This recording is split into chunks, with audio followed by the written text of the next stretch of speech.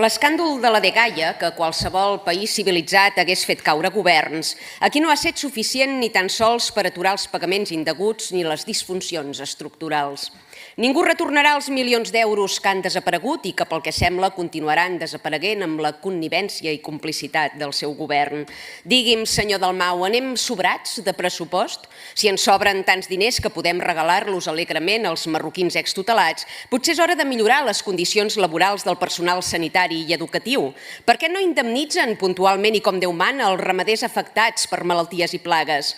Per què no inverteixen a les comissaries del país, que en termes de seguretat semblen construccions de Playmobil?